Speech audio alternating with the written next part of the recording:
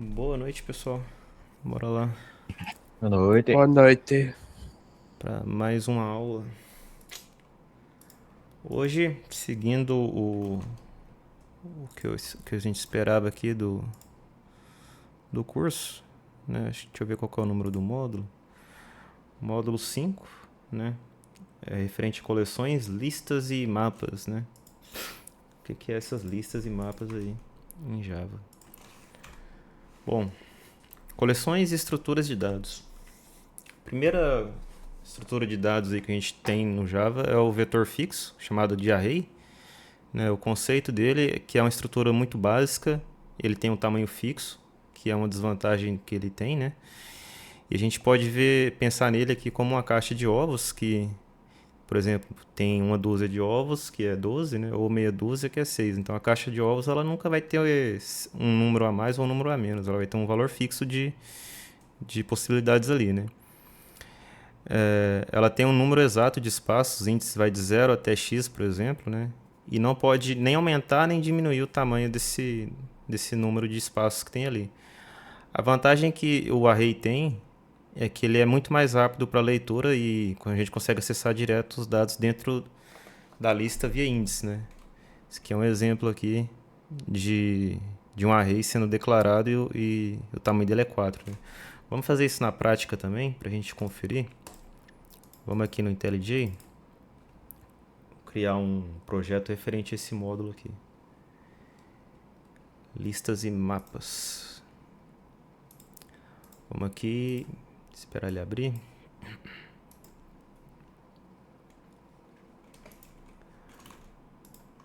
Vamos aqui em New Project Listas underscore mapas.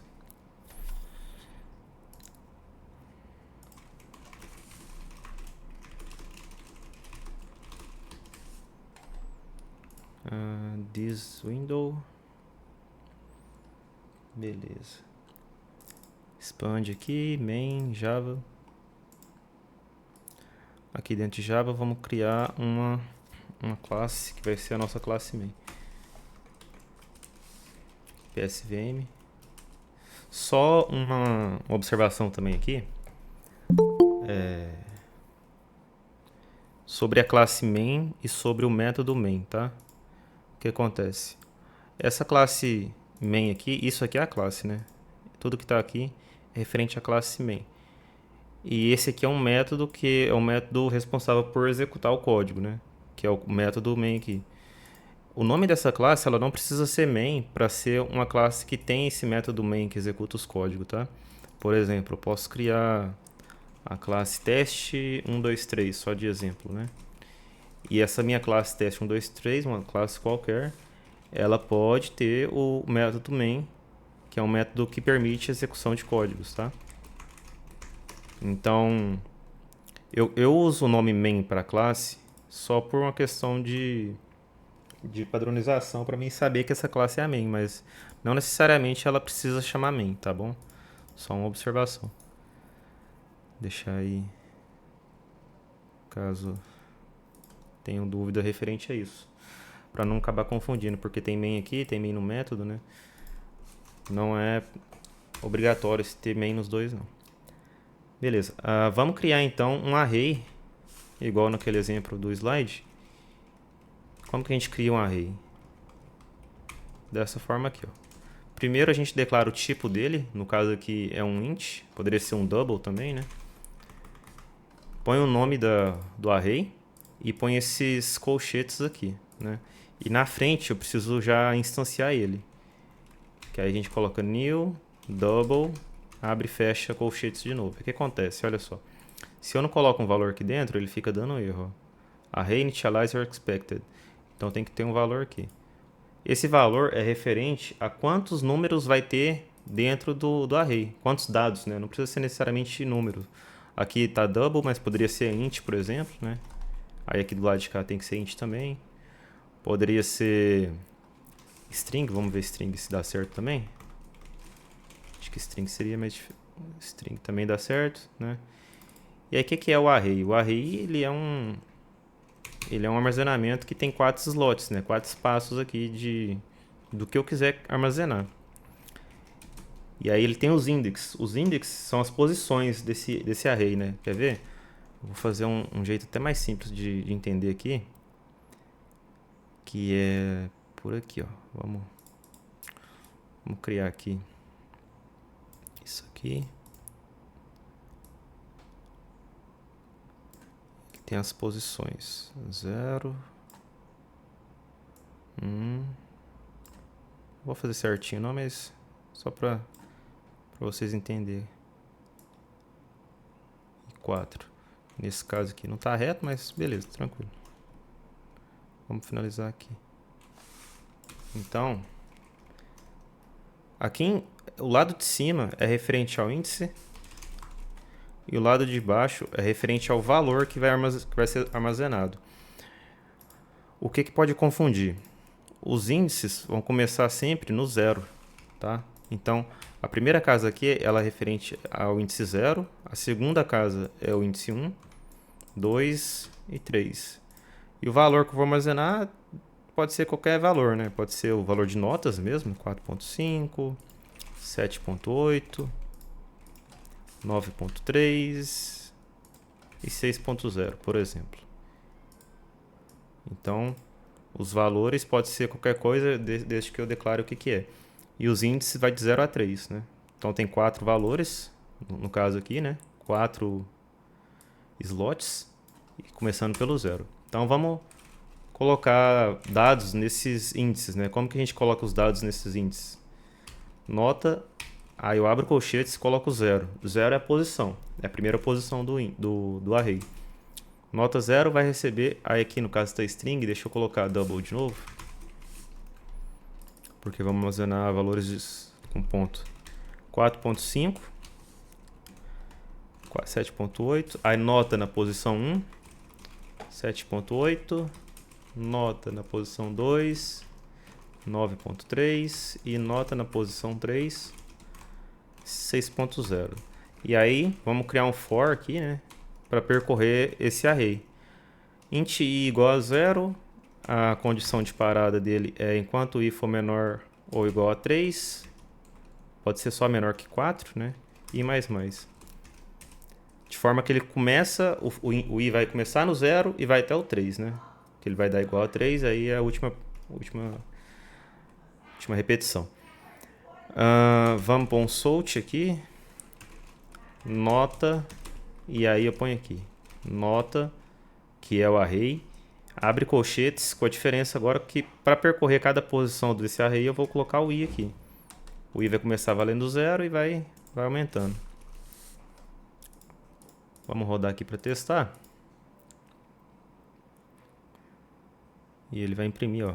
Viu? 4.5, que é o i0, né? 7.8, 9.3 e 6.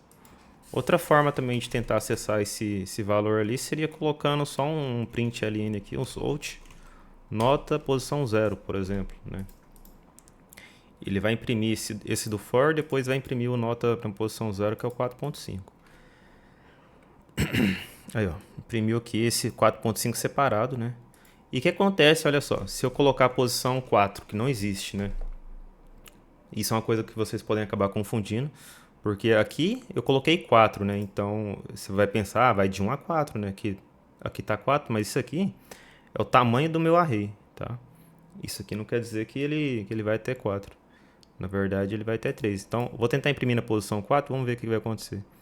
Ó, ele imprimiu o do for, e quando chegou aqui, ó, ele deu um erro. Index 4, out of bound for length 4. Então ele não tem essa posição 4, né? E o problema do array é que eu não consigo aumentar o tamanho dele depois que eu já criei ele aqui, ó. Ele tem um tamanho limitado, fixo aqui, eu não consigo nem aumentar nem diminuir. Por exemplo, se nota 3 aqui eu não colocar nenhum valor, ele vai imprimir nulo, se não me engano, vamos ver aqui. Ó, ele imprimiu 0.0. Viu? Então, isso é um problema aí do array. Certo? Seguindo aqui, vamos pro próximo slide. Array list, a evolução das listas. Diferente do array, a lista cresce dinamicamente. Pensa num trem maglev ou num carrinho de compras. Você acopla novos vagões conforme a necessidade e se tirar um, os outros se reorganizam automaticamente. Então ele é redimensionável e flexível. Eu posso tanto aumentar o tamanho dele quanto diminuir. Listas não aceitam tipos primitivos, que é o int minúsculo aqui, ou double minúsculo. Então a gente tem que usar o wrapper class, que são as classes com integer ou double com D maiúsculo aqui, string também é um wrapper class, entre outras, né? Métodos principais que a gente tem no array list, o add, que adiciona um item no final da lista, o remove um item por índice ou objeto, e o size, que retorna o tamanho atual da lista, certo? Vamos fazer aqui o array list, né? Vou até criar outro aqui, vou chamar isso aqui de array list. PSVM.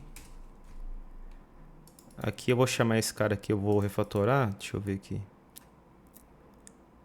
Refactor rename. Vou chamar ele de array. Só array. E array list aqui. Vamos criar um array list. Então, como que a gente cria um array list? Começa colocando list. Aí tem esse símbolozinho aqui que é chamado de diamante, ou pode ser um losango, ou pode ser um menor maior, né? No fim das contas é um símbolo de menor maior, tá? Porque quando você colocar o menor, o de maior já vai aparecer ali também. E aí dentro desse cara aqui, a gente coloca o tipo da lista, né? Lembrando, ó, se eu colocar int minúsculo, não pode ser. Tem que ser a classe wrapper dessa primitiva, que no caso seria integer. Aí, olha só, outra coisa. Esse list, ele tá pedindo para importar, ó. Ele é um import da Java Util List, tá vendo? Então tem que importar esse list também. Aí aqui a gente vai colocar o nome da lista. No caso, deixa eu ver qual é o exemplo que ele coloca ali no slide. Ele não põe o exemplo no slide. Vamos usar o mesmo exemplo das notas. Ou, por exemplo, deixa eu pensar. Números pares, por exemplo. E aí, igual, new, e aqui muda um pouquinho que a gente tem que pôr array list. E aqui, aí nesse caso na frente, além do símbolozinho de menor maior, tem que colocar também os parênteses aqui, tá? Ó, deixa eu ver o que ele tá reclamando.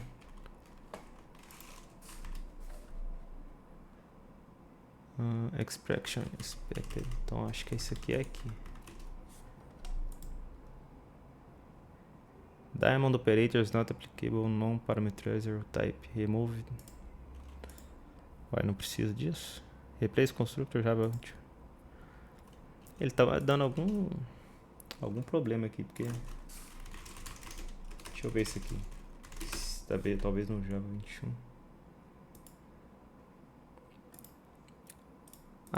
Tá. List. Array list. Calma aí. Será que eu confundi isso aqui? Não, mas não confundi não. É assim mesmo.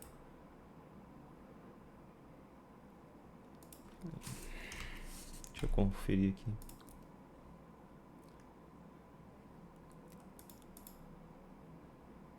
Ué.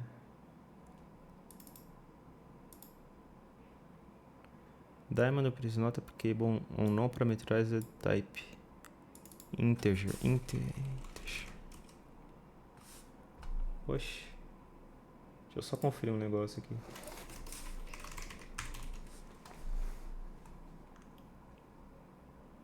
Deixa eu tentar pôr string. Cara, isso aqui tá meio estranho, não é possível que não é assim, mano.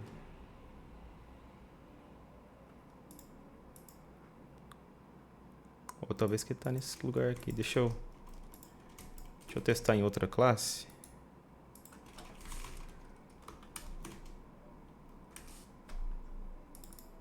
Ele não tá importando esse array list aqui. Ele tinha que importar esse array list. Array list, deixa eu... não sei porquê, mas ele tá... coisa do IntelliJ, tá dando algum bug. que acontece? Vou fazer de novo. List, colocar double, notas, igual new array list. O que acontece? Por algum motivo, tá vendo que esse import ele tá ficando aqui, ó, java.util.arraylist.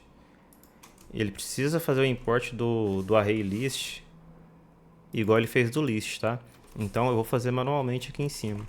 Import java.util.arraylist. Ah, tá. Agora deu o problema aqui, ó. ArrayList is already defined in compilation unit. O nome que eu coloquei dessa classe tá dando conflito com o import do ArrayList. Então, não vamos poder usar esse nome na coisa aqui. Deixa eu pensar num nome aqui. Vou refatorar até o array também, para não dar nenhum problema. Vou colocar exemplo array, certo? E o array list, mesma ideia. Exemplo array list. Para não dar esse BOzinho aqui. Agora sim, olha só. O import do list já tinha sido feito. E aí aqui dentro, deixa eu até pular uns espaços. Aqui ele já está pedindo o import do array list, tá vendo? Aí não dá conflito porque o nome da classe é exemplo array list. Agora sim. E aí o que acontece? Esse símbolozinho do diamante serve para definir qual que é o tipo dos dados que vai estar dentro da lista, igual está definido aqui, que é um double, né? Eu poderia colocar double aqui. Nas versões mais antigas do Java, ele obriga a colocar, mas nessas versões mais recentes, olha só, ele fala que já é explícito, né? Se eu coloquei do lado de cá, ele já é explícito que vai ser double. Eu não preciso repetir aqui. Em versões mais antigas, por exemplo, Java 5, acho que Java 8 também, você vai ter que colocar, mas nessa versão não. Outra coisa interessante é esse parênteses aqui, né? Vocês devem perguntar, para que serve esses parênteses? Serve para eu passar um valor mínimo que eu espero que tenha nessa lista, né? A gente viu ali que ela é dinâmica, o espaço que ela pode armazenar é dinâmico.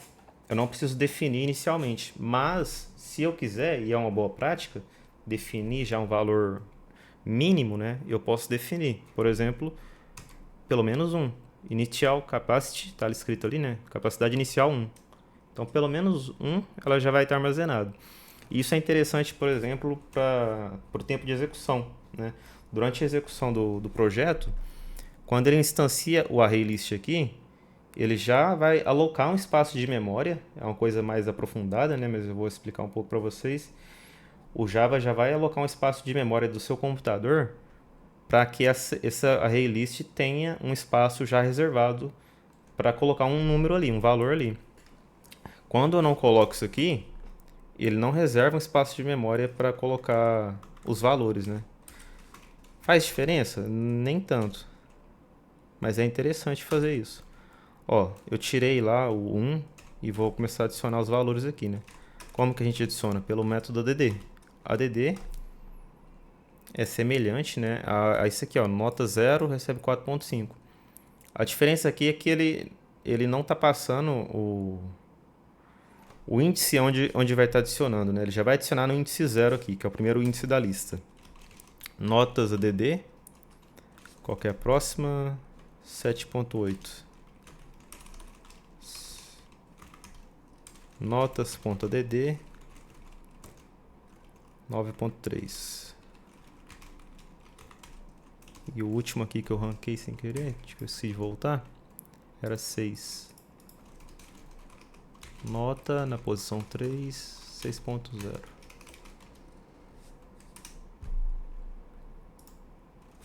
Notas.dd 6.0. E beleza. Tá feito, eu posso fazer aquele mesmo for. Na verdade, eu vou até copiar aquele for, né? Isso é uma coisa interessante da gente fazer ao longo do desenvolvimento. Sempre reutilizar um código que a gente já viu. E aqui eu coloco notas. E agora, para acessar cada elemento aqui, mudou agora, né? Não é com esses colchetes mais. É um método de dentro da lista, que é o get. Olha só, quando eu coloco o get aqui, ó, ele fala aqui, ó, o que ele precisa? Int index. Então o index é o i, que vai percorrer todos os indexes. Vamos conferir se funciona. Ó, funcionou, imprimiu os mesmos valores, né? Posso até mudar um pouquinho esses valores para ficar diferente do anterior. Só para dar uma diferenciada. É bom colocar uns valores diferentes, porque às vezes a gente acaba executando o projeto errado. Ó, pode ser que a gente execute aqui o exemplo arrays, só que a gente está no exemplo array list, né? E aí acha que deu certo, mas está executando o projeto errado. Então mudei aqui os valores, ó, 4.6, 7.9, está imprimindo certinho. Beleza.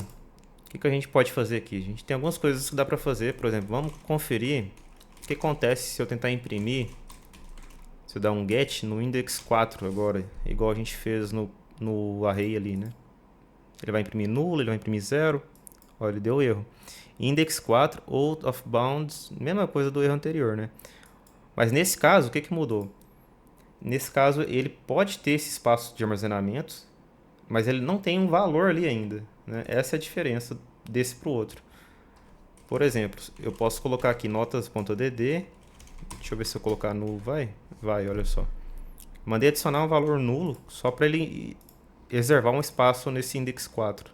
Vamos ver o que vai acontecer. Olha só. Eu consigo acessar o valor mesmo ele estando nulo. Então, ele tem um espaço agora, ele tem um index 4, né? Outros métodos que a gente pode usar aqui, por exemplo, o remove. Eu quero remover um valor. Por exemplo, eu quero remover o 7.5. Será que se eu passar 7.5 ele remove? Mesmo ele não sendo o último número, né, o último valor? Eu vou mandar imprimir aqui o 3, para a gente ver o que vai acontecer. Por que acontece? Aqui ele tem os índices de 0 a 4, de 0 a 3, na verdade, né? Quando eu tiro 1, ele vai para de 0 a 2, né? Esse aqui vai ser o 0, esse vai ser o 1, o 7.5 eu vou remover, ele não vai existir, e esse aqui vai passar a ser o 2. Se eu tentar imprimir o 3, é para dar aquele erro lá de index out of bound. Se não me engano, vamos ver. Justamente, ó. Por eu ter removido o 7.5, ele deu o erro aqui, ó. Não tem o index 3.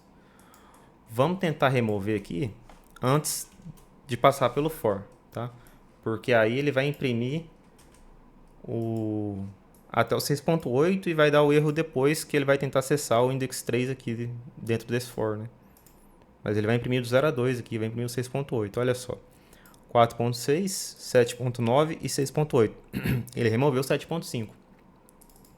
Outra forma de remover um valor aqui, que eu posso passar o valor específico, ou eu posso usar o index, olha só. Existem dois métodos remove. Um que é pelo objeto, que é um valor específico que está dentro ali, e o outro é pelo index. Inclusive, eu posso tentar remover um valor que não existe lá dentro. Vamos ver o que acontece? Ele não remove, tá vendo? Tentei remover 7.4, ele busca ali dentro da lista 7.4, não tem, então não tem o que remover. Vamos tentar remover agora passando o index. Vou passar o index 1.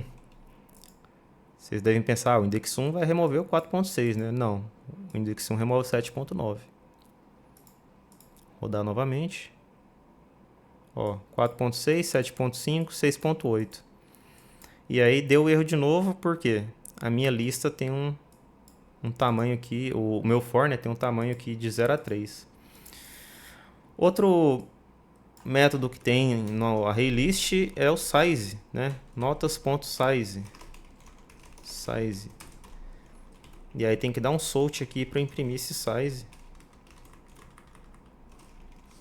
Para a gente ver. Nesse caso o tamanho dela é quanto? 3 ou 4? 3 é a questão. Vamos ver? Ó, 4, tá vendo? Então, o size, o notas.size aqui, ele está pegando a quantidade de elementos que tem dentro da minha lista, tá? Ele não pega o último index da lista, que seria, no caso, 3, né? 0, 1, 2 e 3. Ele pega a quantidade de valores que tem ali dentro. De tal forma que se eu apagar aqui, ó, o 7.9, ele vai falar que agora o tamanho dela é 3. Então, vejam que esse size aqui permite a gente fazer um dinamismo nesse tamanho da lista, né? Ou seja, eu posso usar esse size dentro do meu for aqui, na minha condição do for, para não ficar dando esse erro de index out of bounds, né? Sempre que eu alterar o valor do tamanho da lista. É uma boa prática, né? A gente fazer isso aqui, ó. Enquanto for menor, né, que o size, ele percorre o for, tá vendo? Dessa forma, eu posso dar um remove, eu posso apagar, ó. Aqui funcionou. Vou dar um remove, ó, remove notas.remove o index 3, que é o último elemento. E o for não vai dar mais erro, tá vendo? Eu posso remover o segundo elemento, só que aí o que acontece? Olha só, uma coisa que vocês têm que ir pensando também, né? Se aqui eu já removi um elemento, quando eu falar para remover o segundo elemento já vai ser o último, tá? Eu não posso mandar remover de novo 3, porque ela não vai ter mais 3 aqui. Ó, vai dar um erro aqui. Vamos ver? Viu? Ele remove o index 3, e aí quando eu mando remover o index 3 de novo, já não existe mais aqui o que remover. Por isso que eu tinha colocado 2. Então agora ele vai remover os dois últimos números. Ó. E o for não dá mais erro, porque o for ele está verificando sempre o size da minha lista. Não é um valor mais fixo, né? É uma coisa interessante de se usar. Então, dentro do for, o método size de listas. Até agora, alguma dúvida? Alguém quer perguntar alguma coisa? Tranquilo? Tá tranquilo. Maravilha. Então vamos seguir. Bom, outro ponto interessante que tem no ArrayList é o for each. Tem um for each especial aqui que a gente consegue usar para percorrer a lista, né? Que ele usa ela aqui, ó. Então, imagina uma esteira de inspeção em uma fábrica. Você não precisa saber a posição, que é os índices, né? De 0, 1, 2, de cada caixa. Você apenas programa o braço robótico para cada item que passar aqui, executa uma ação, né? Então, independente do tamanho da lista, ele vai executar uma ação, que seria o laço de repetição do for, né? Uma forma elegante e simplificada de percorrer arrays ou coleções, né? Foca diretamente no elemento, eliminando a complexidade de controlar os contadores, que é o i++ ali, o i igual a 0 e tudo mais, né? Então, a gente pode melhorar ainda mais esse nosso for. Eu vou refazer ele aqui embaixo, eu vou deixar ele do jeito que está ali. Esse remove eu vou comentar, para ele não remover nenhum valor. Como que a gente faz esse for each de lista especial? É parecido com o for de cima, com algumas diferenças. Eu vou fazer e depois eu comento como que é feito, né? For, aqui eu tenho que pôr um double. Aqui eu ponho uma variável, 2 pontos, o nome da minha lista. Dessa forma aqui. Então vamos lá. For tipo da lista, que no caso a nossa lista ela é um double, né? Ela é tipo double, tá vendo? Então esse é o primeiro ponto. E aí na frente eu ponho o nome da variável, 2 pontos, nome da lista.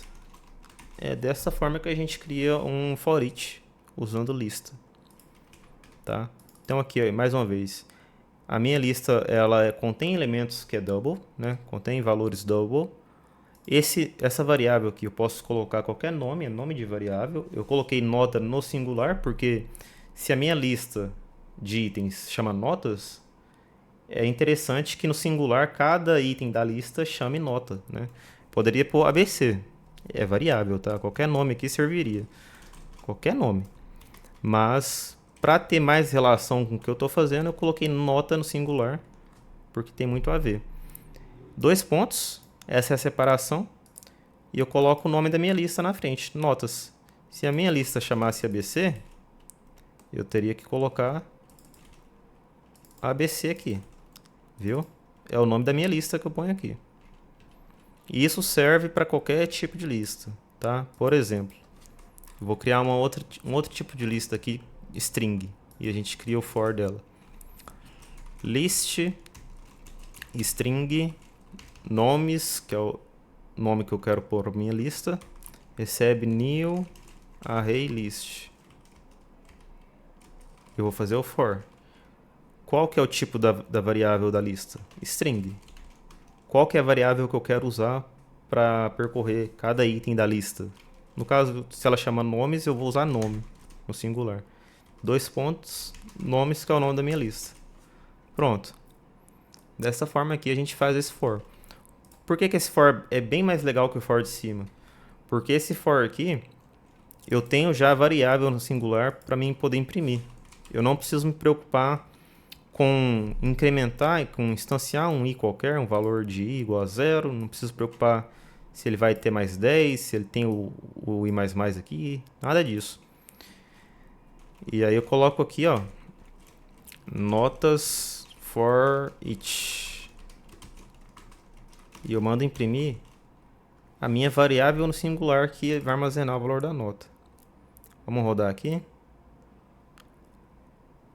Olha só, notas for each 4.6 e semelhante ao de cima, com a diferença do jeito que a gente instancia, né? Não precisou mais de um i qualquer aqui, não precisou fazer o incremento do i++, eu só percorro a lista.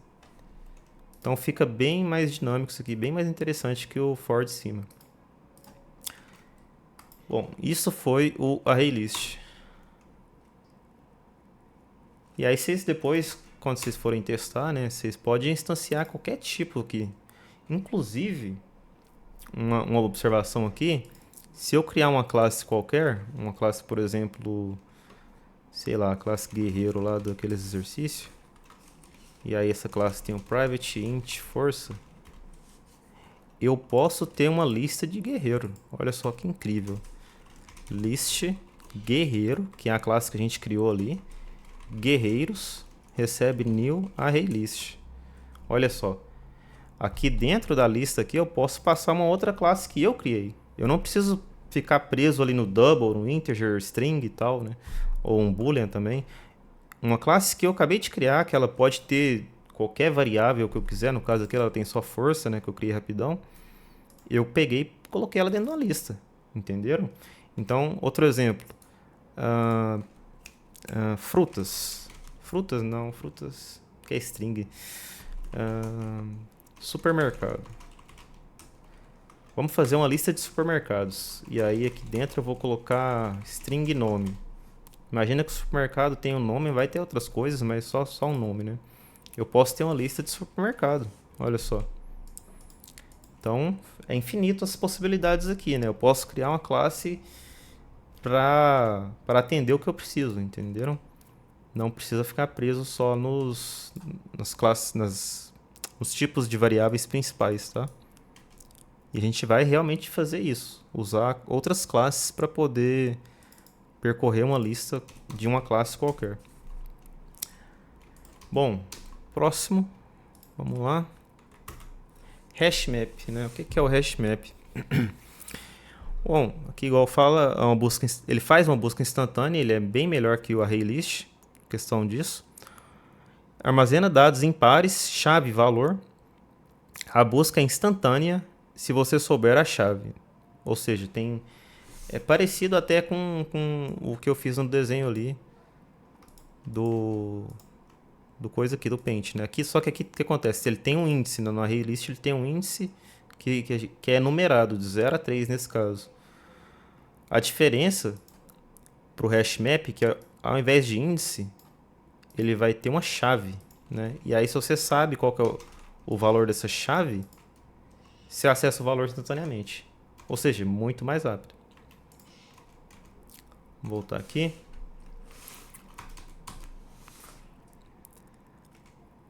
Então, ele armazena a chave e valor, a busca instantânea.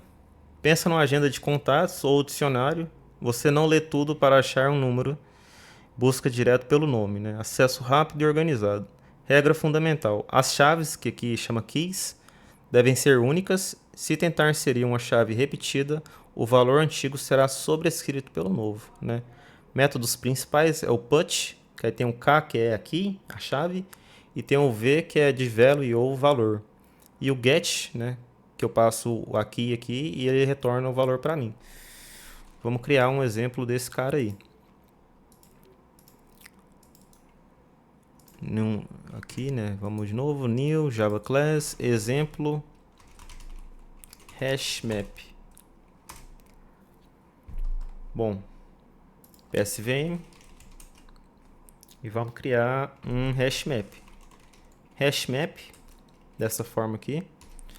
E aí eu tenho que definir qual que é o tipo da chave, né? Se ela é int, se ela é double. No caso, é interessante que pode ser string também, por exemplo. String. Vou colocar para vocês entenderem o tipo da chave como string. E aí o valor que ela vai armazenar pode ser a mesma coisa. String, double, int, qualquer valor. Vou colocar string também, só por questão de exemplo, né? E aí eu vou colocar aqui moedas. New é igual, né? New hash map. Dessa forma aqui, ó. Pronto, está instanciado o nosso hash map. Como que a gente coloca valores no hash map? Com o método put, né? Eu chamo o nome aqui da minha variável, moedas.put. E aí eu vou passar a primeira coisa, a chave. No caso, moedas, eu vou definir a sigla da moeda e o que ela significa, né? A descrição da sigla. Primeiro, BRL, vírgula, para separar o valor, né? Que aqui, deixa eu colocar aqui, ó, chave, vírgula, valor, tá? Então a chave é BRL e o valor que esse mapa vai me guardar é o significado, né? Real brasileiro. Ponto e vírgula no final. Vamos colocar outros para testar. Moedas.put, USD, dólar americano, moedas.put,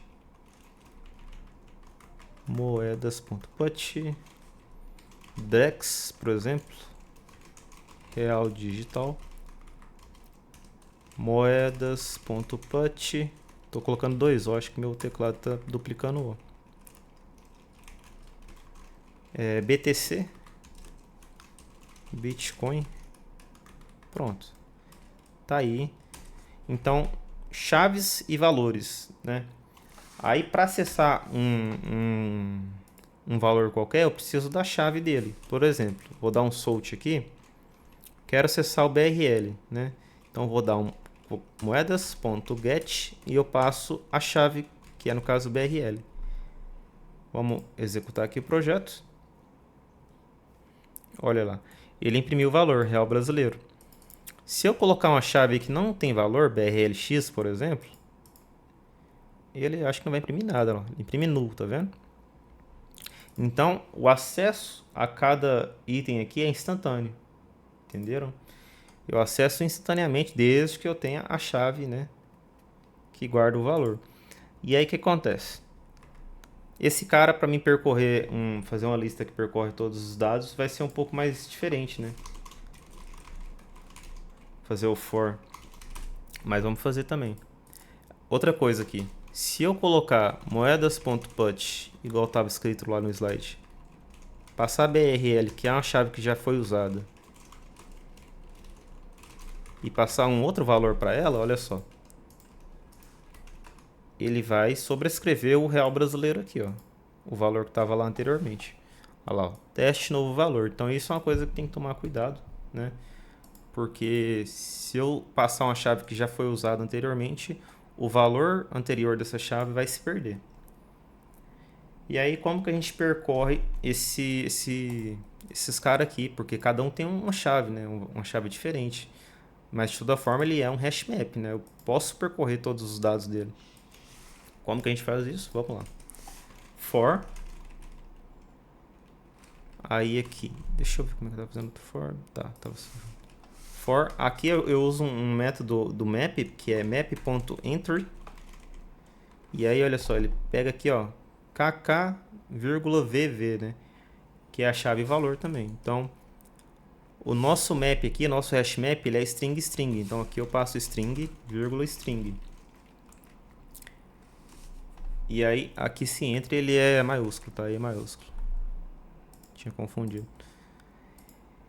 E aqui na frente, eu coloco o nome da variável, que no caso pode ser moeda, tá? E aí, o que ele está reclamando aqui? Pattern expected. Tá. Não é... Deixa eu até apagar tudo. Não é parênteses, não. É o símbolo do diamantezinho. É esse símbolo aqui, menor, maior. Igual tá lá no hashmap. String, vírgula, string. Então, map é desse map aqui. .entry é um método que a gente passa os mesmos dados que tá aqui, né? Chave e valor. Aqui eu chamo de moeda. 2 pontos. E aí eu coloco a minha lista, meu hashmap, moedas.entrySet.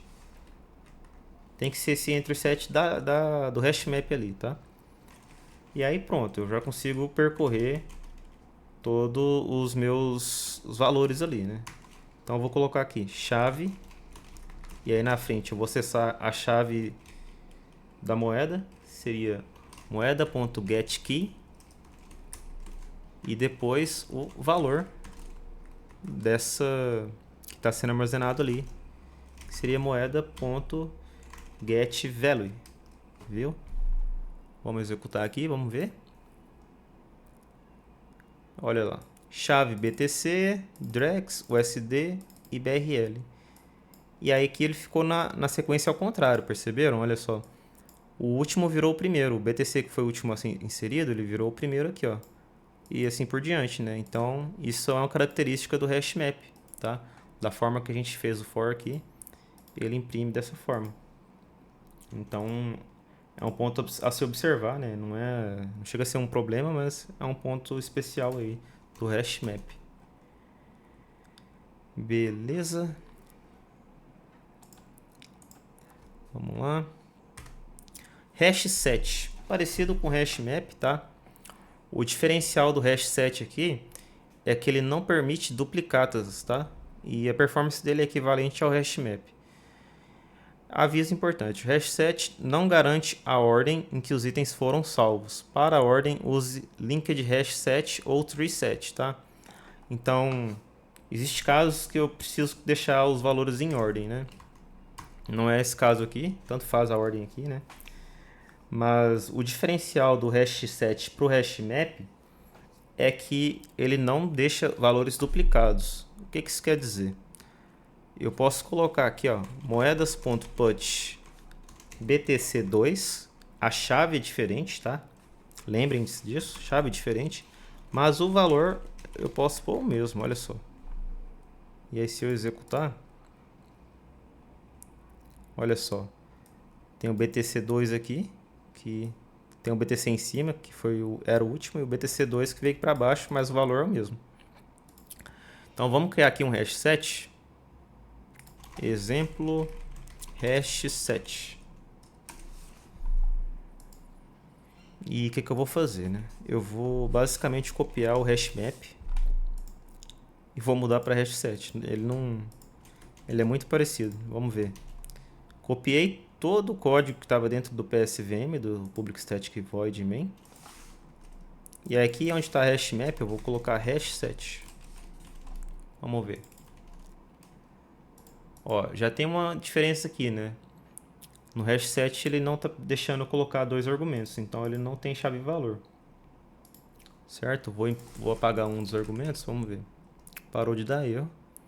O método não é mais put no hash7. Deixa eu conferir o negócio. Hash7. O método agora vai ser add. E aí eu passo só os valores. Ele então não tem chave mais, né? Ó, real brasileiro. Aqui add dólar americano. Add. E aí eu uso o hash7 quando eu quero criar uma lista personalizada que não tem a necessidade de ter uma chave. Ele é muito performático também. E eu não quero ter valores duplicados, tá? Esse é o principal ponto do hash7. Quando eu não quero ter valores duplicados, sempre usa hash7.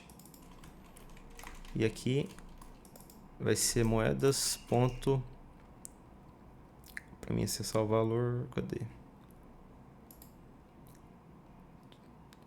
add print. Bom, acho que aqui não vai dar para acessar esses valores sem fazer uma lista, tá? Diferente dos outros lá, ele não tem, tá vendo? Add, tem string, tem clone, size. Todos esses tipos de listas e maps tem size, tá? O método size. Tem esses empty.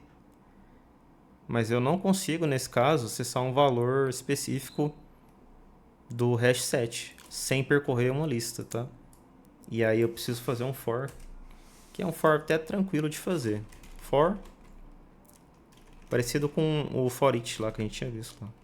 String, moeda, moedas.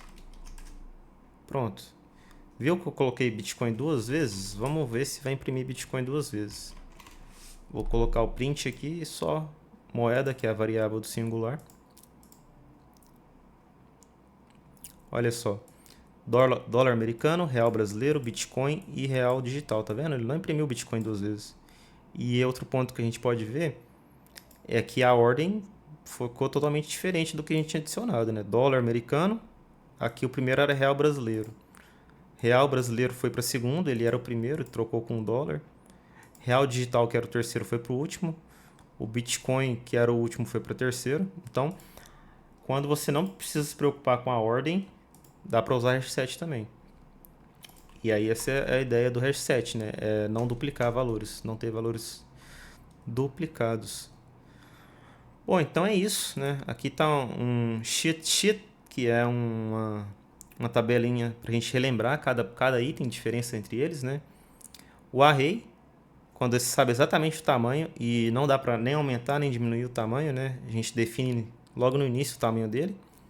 O array list é quando eu não sei o tamanho exato da minha lista, então ele é flexível, ele é ordenado por lista, né? Quer dizer, por índice, começa do 0, depois 1, 2, 3 e assim por diante.